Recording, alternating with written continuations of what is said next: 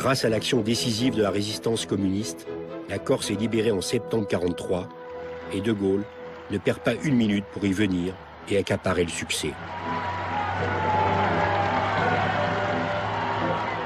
Il reçoit à Bastia un accueil enthousiaste.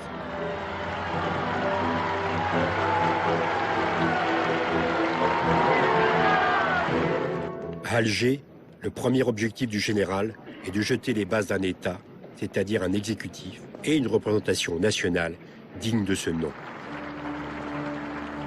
Une ordonnance du 17 septembre 1943 crée l'Assemblée consultative provisoire où près de la moitié des sièges sont occupés par des représentants de la résistance intérieure. C'est la renaissance du parlementarisme et le retour de la République. Le Comité français de libération nationale est considérablement remanié et élargi. Emmanuel Dastier, chef du mouvement Libération, récupère le commissariat à l'intérieur. Henri Freinet, chef de combat, est commissaire aux prisonniers, déportés et réfugiés. Pierre Mendès France est le nouveau commissaire aux finances.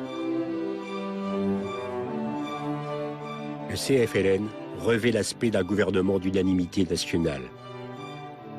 Ainsi, à la fin de 1943, l'homme du 18 juin est à la tête d'institutions républicaines représentatives qui préfigurent le futur État. Du 28 novembre au 1er décembre, les trois grands, Roosevelt, Staline, Churchill, se retrouvent à Téhéran.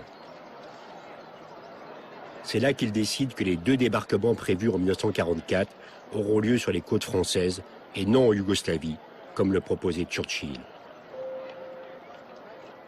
Ni le Premier ministre britannique, ni le président américain ne jugent utile d'avertir De Gaulle des décisions de Téhéran. Pourtant, la France sera bien dans les prochains mois le théâtre des opérations. Qui gouvernera les territoires libérés? Il n'y a aucun accord sur ce point. La question devient en ce début 1944 cruciale.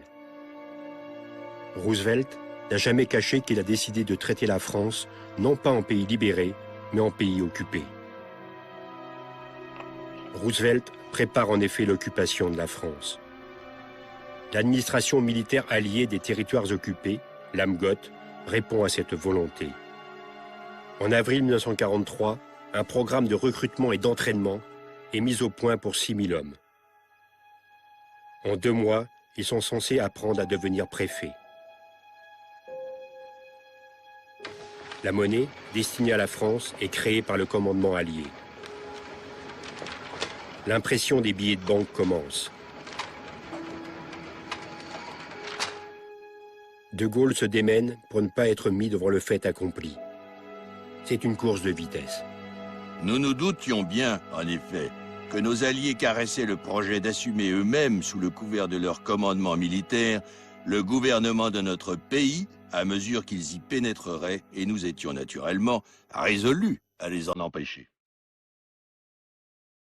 L'objectif est alors d'assurer, parallèlement à la libération militaire du pays, l'installation d'autorités purement françaises. 18 commissaires de la République sont nommés pour administrer les futurs territoires libérés.